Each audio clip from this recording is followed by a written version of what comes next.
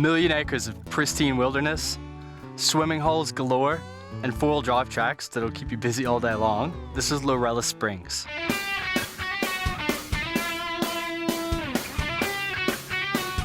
The Savannah Way stretches from coast to coast across Australia's top end. Named for the grasslands that sprawl across the centre of the continent, broken only by termite mounds and sickly stands of paper bark. The Savannah Way is a route traversed by those seeking the real Australia, not the high-speed race of the highway to the south.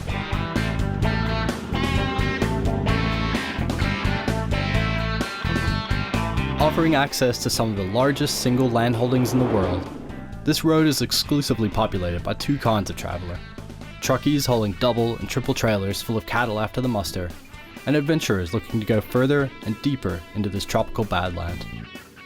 We're right in the heart of it now, tracking through the edge of the Northern Territory toward Lorella Springs Station, a true wilderness of epic proportions, nestled on the southeastern shore of the Gulf of Carpentaria. This is some of the best, most reliable barramundi country you'll find, but Lorella is also one of the wildest stations open to the public in the country. Littered with swimming holes, warm springs, and four-wheel drive tracks that extend right out to the Gulf itself. This is the kind of place you can spend weeks exploring and still not see everything.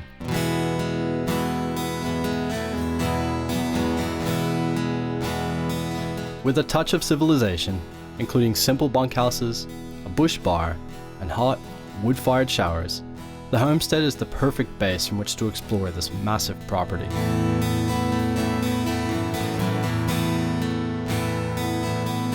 I caught up with Rhett, who lives here most of the year, to chat about what's on offer at Lorella. I'm here at Lorella Springs Station. It's a million-acre station right at the base of the Gulf of Carpentaria. Rhett here, you pretty much run this place. So why do people come here? What can you do here besides drive around? It looks like there's millions of things to do. Well, there are. As you said, Lorella's a million-acre property, and from fishing, swimming, four-wheel driving, bird watching, just sitting down, relaxing in the hot water springs, there's lots and lots to do out here. Yeah, it looks awesome. You got waterfalls, swimming holes, the hot springs, and a bar. And a bar, yes. Originally I set Lorella up for out there, and the campground was just an afterthought. But yes, people keep coming back, and it becomes a social atmosphere as well. We have happy hour to get everybody up every afternoon. We do big cook-ups where everybody in the campground's involved. Any excuse I can find to make it more social, people become friends. So yes, it's a social thing, but also, as I said, fishing, swimming, bird watching, four-wheel driving, just adventuring. I was excited about getting into some real four-wheel driving at Lorella, and Rhett had just the track. Rhett and Indy had recently ploughed their way through some absolutely green country to find a new swimming hole dubbed Tala Wallop pools, and he warned me it would be rough going. The guys at HEMA wanted some help updating their Kimberley maps, and we needed an extra vehicle, so the Map Patrol was along for the ride this trip, providing an extra set of wheels and somewhere for the film crew to sit.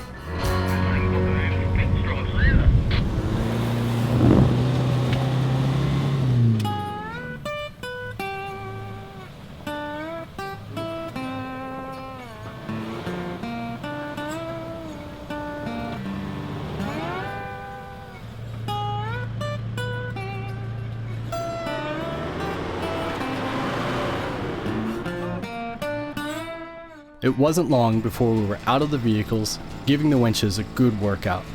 Huge rocks and sandy creek crossings meant you had to be on your toes to make it through this track in one piece.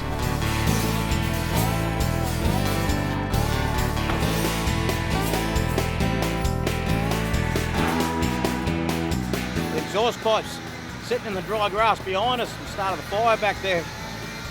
So we're probably not using all the right techniques, but it's about safe in a car at the moment. We haven't really had time to try this thing off. The car got stuck on some spinifex and had to catch itself on fire.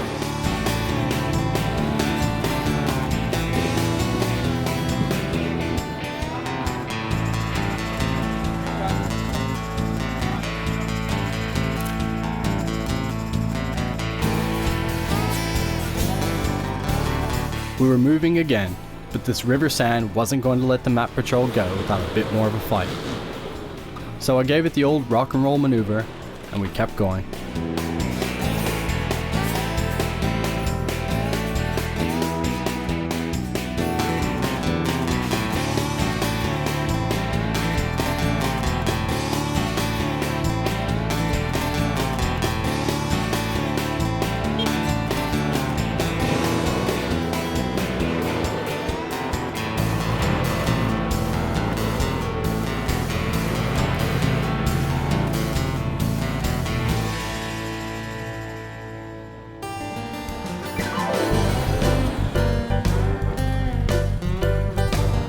Further down the track, the patrol was bogged again, and Indy backed his well and truly beat up Hilux to give it a snatch.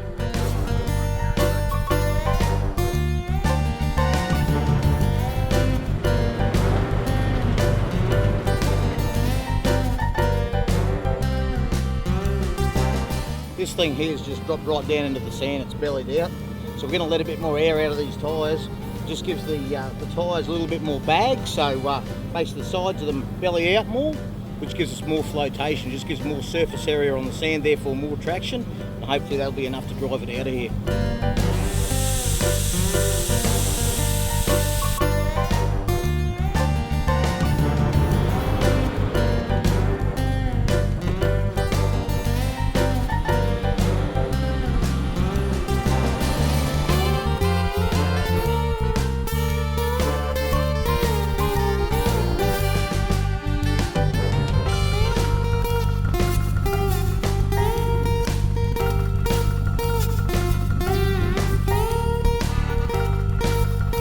Only a few short kilometers, the track took several hours to negotiate, but it was all worth it when we got to the end and found the pristine Tala Wallop pools. Just been pulling these vehicles through one of the roughest tracks I've ever been down. This is a pretty green track. Take you to a new swimming hole here called Tala Wallop Pools. I'm gonna go have a swim. I've been pulling these things out of sandbogs all day long, so I'm roasting. I think that's what this is for.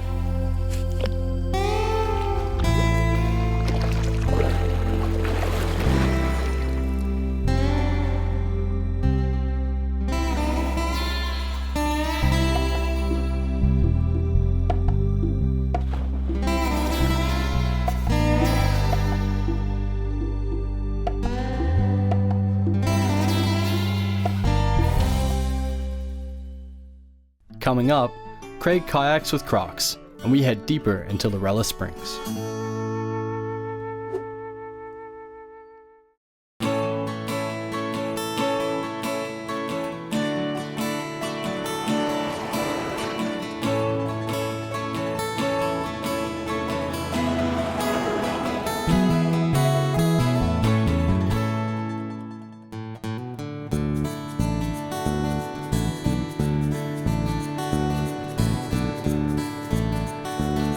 Yesterday, Rhett brought us out and showed us his favourite places on the Lorella. Today, Indy, who's Rhett's oldest son, he's brought us out to have a look and show us where he likes to go. So where are we heading, Indy? We're heading up in Teardrop Falls direction. We'll make a few stops along the way, Gateway Gorge, Snapping Handbag, and I'll show you a few different things. Snapping Handbag, that sounds interesting. And not for swimming. That's not for swimming. So Indy, where we're heading out here today, these little spots you like, what are we going to see here? Hopefully lots of nice rock formations, maybe a fish if you go fishing, nice canoe ride up into sort of a cliff sort of gorge, hopefully lots.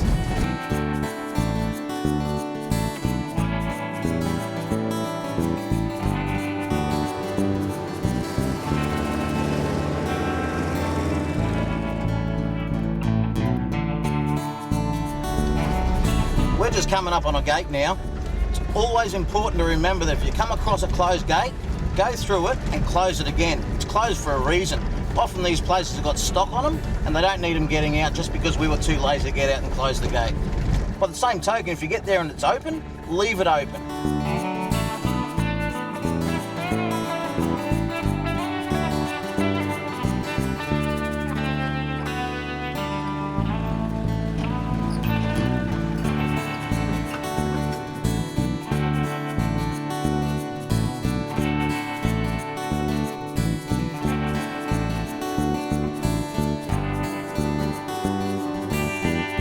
A few kilometers of bull dust and Savannah later, the boys stopped to check out yet another of Lorella's spectacular gorges, cut out of this soft stone over millions of years.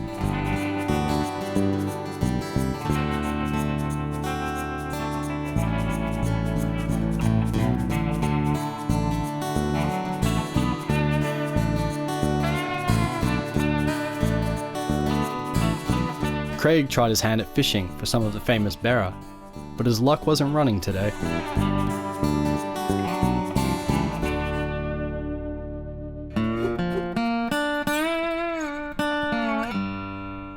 One of the most important considerations when you're building up a four-wheel drive for a big trip is storage. There's never enough in your vehicle to begin with, but there's two good ways to address that. One is to make use of every little nook and cranny in the vehicle, and the other is to create a few new storage solutions. I've done a bit of both on the 100 series here. Starting from the top down, the roof rack is the perfect place to store big, bulky items which aren't too heavy. So I've got my swags up there, you can still get to them dead easy, and they don't fill up the car with dirt when I'm packing them in and out. Inside the vehicle, I've got a set of four-wheel drive drawers. They help organize the back, make it easier to get to everything without pulling everything out the back. We've all been there. Now I've got double tire carrier on the back here. That's really important too, for a couple of reasons. It lets me put a long-range fuel tank under the bottom, and it makes sure I can carry two spares without having to put one on the roof rack. Again, weight up there is the last thing you need when you're taking corners fast around the Gibb River Road. And lastly, food storage is pretty important out here. You can't really rely on finding ice wherever you go, so you need a good 12-volt fridge. This Evercool is perfect for what we're doing. It's white, blocks the heat out of the fridge, it's fiberglass, one of the best insulators known to man, and it just stands up to the abuse that it takes out here. Corrugations, there's dust everywhere. As good as the 100 series is, still lets in a fair bit of dust, and nothing seems to be able to bother this thing. Food's still cold, never had any issues with it, and it stands up well. That's what you need out here. You need tough stuff because the corrugations will literally rattle anything that isn't to bits.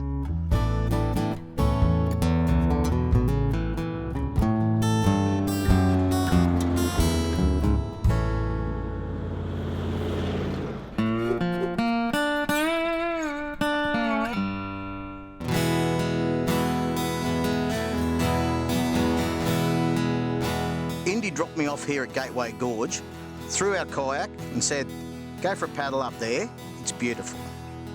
The last words he said to me, said you should be fairly safe. I went for a paddle up there a few days ago myself, didn't see any crocs. Now every bit of water we've driven past on the way here today, Indy said, you don't go swimming in there, you don't go swimming in there, and then he plonks me in here in a kayak. And then he says you should be fairly safe. If one comes near you, just give it a little hit on the head with a paddle.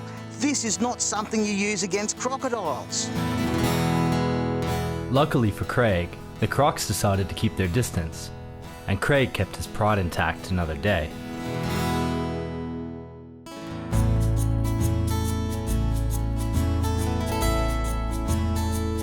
Four-wheel driving is hard work, and as we sat around the campfire telling each other lies about how deep the creeks were, or how big the crocs in them were, Craig and I began to fall into the rhythm of outback station life. A few coldies, watching the flames lick the burning horizon of the setting sun, and thinking about the days ahead, exploring even more of this never-ending station.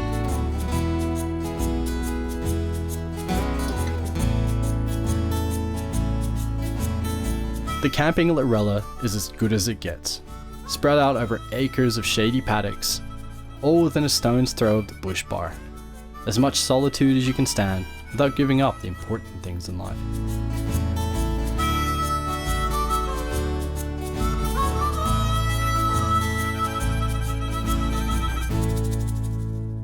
Coming up, Rhett shows me more of his favorite swimming holes.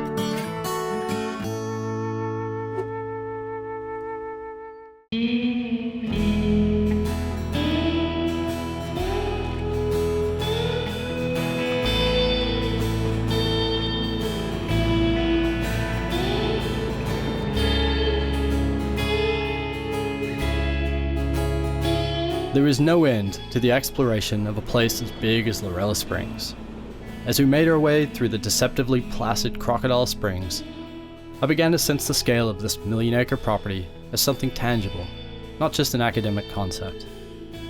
Rhett wanted to show me a couple more swimming holes, so first we headed to Wildfire Gorge, just around the corner from the Homestead. So Rhett, you actually have this right in your backyard, man. What an awesome piece of property.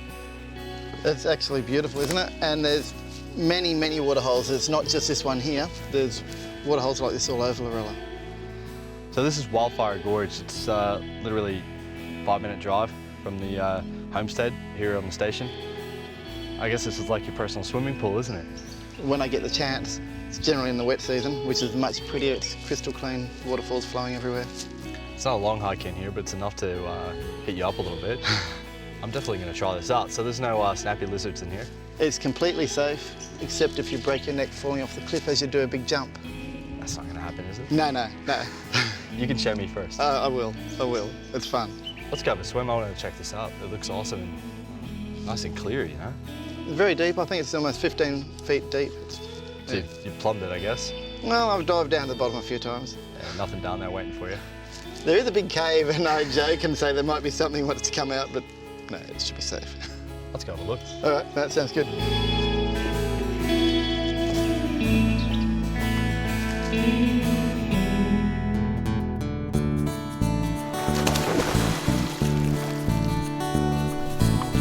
Where did he go? The crocs got him.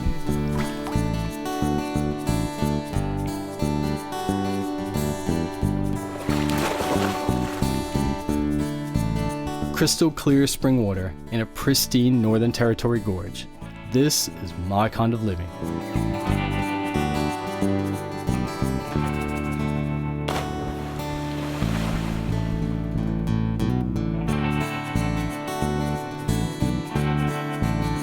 He goes.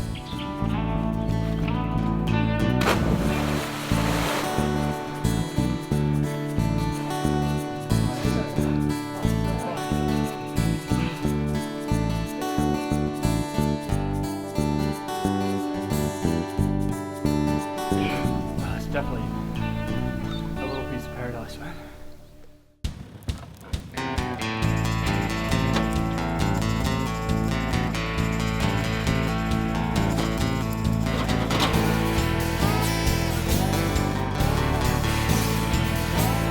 The track out to Nannys Retreat had a little bit of everything, from rock crawling to long, straight, dusty sections, taking in a broad swath of different landscapes.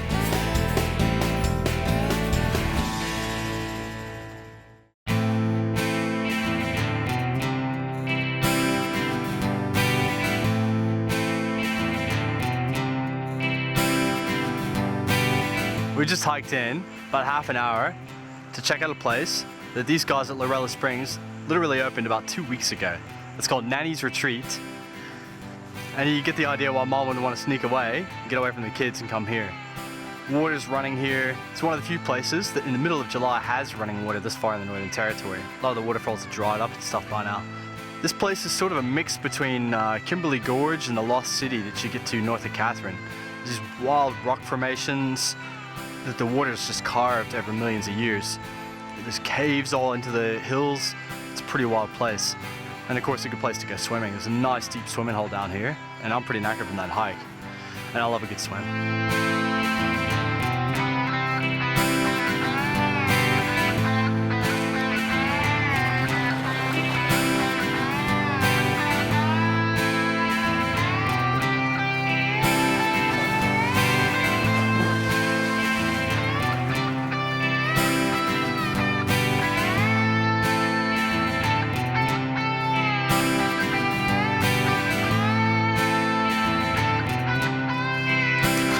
This place keep you busy for hours. When Rhett told me there was a little cave that you could walk through, I thought, yeah, it's a little cave.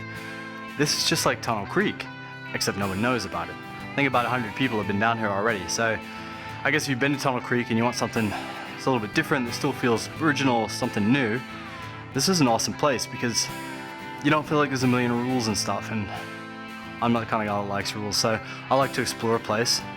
Feels like no one's been there before. I'm gonna see if we can find some new stuff.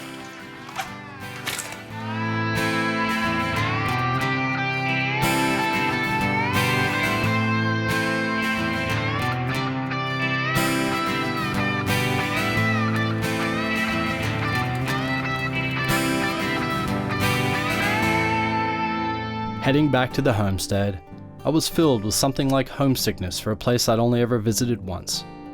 This country has a strange attraction, and I knew it would be calling me back for years to come.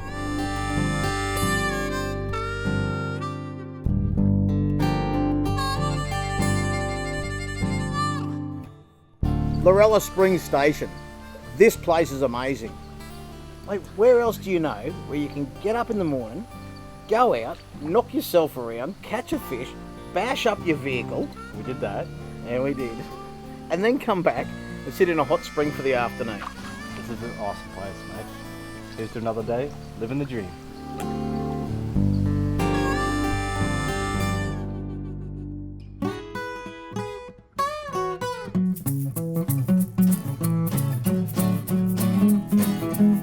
Tune in next week. We finally hit the Kimberley, visiting Lake Argyle, El Questro, and Home Valley Station.